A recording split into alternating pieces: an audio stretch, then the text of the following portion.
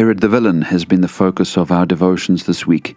His fearful heart, his false words, his furious response, all revealed the villain within him, and maybe we have seen ourselves in him in some way.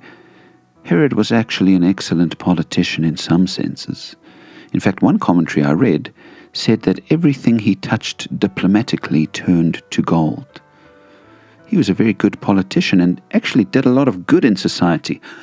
But with all those brains, he failed to understand the basic mission of Jesus. I mean, he caused such a big massacre, so many innocent children, because he was politically threatened by Jesus. He thought Jesus was going to take the throne of Israel. He thought that the Jews were going to get this new king who was going to take over all the politics and rule the world with power and with dominion. And Jesus actually did that, but not in the way that Herod thought. He misunderstood the whole thing. Jesus said things like this: "My kingdom is not of this world. My kingdom is from another place." John 18:36. He said, "No one can see the kingdom of God unless they are born again." John 3 verse 3.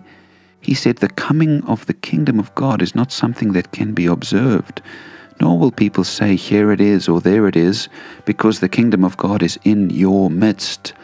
Luke 17 verse 20 to 21. Herod didn't understand that Jesus was not coming to sit on a physical throne as the king of the nation of Israel. He was coming to bring the kingdom of God to all people who would believe. He was coming to reign in our hearts so that the kingdom could be spread over the earth in a spiritual sense. In fact, when he asked the chief priests and the teachers of the law about the Messiah, they said this in Matthew 2 verse 6, "Out of Bethlehem will come a ruler who will shepherd my people Israel." Jesus didn't come to be a slick politician. He didn't come to rule with a sword and force people into submission. He came to be a shepherd.